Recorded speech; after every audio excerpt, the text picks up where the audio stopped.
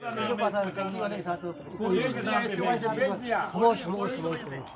उधर बोलना भाई मेरे साथ हुआ उसके साथ हुआ।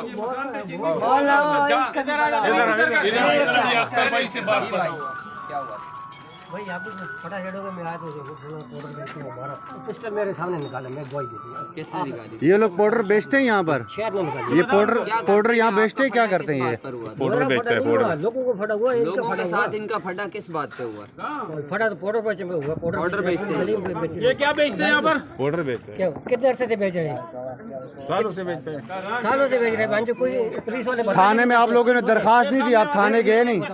हमने इनकी वजह से ये घर बेचा है।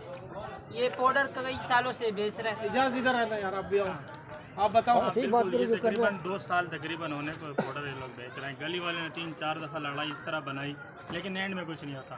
कंप्लेन भी की है, सिटीजन पोर्टल पे भी किया है, कुछ फायदा आएंगे 2-3 चले जाएंगे। कोई सुनवाई नहीं। थाने में दरखास्त नहीं दी आप लोगों ने? मोहल्लों वालों ने पहले कोई दरखास्त दी है? पहले भी दरखास्त दे चुके हैं और पता भी है सबको। वो दूसरा उठ गया है, क्या नाम है उसका?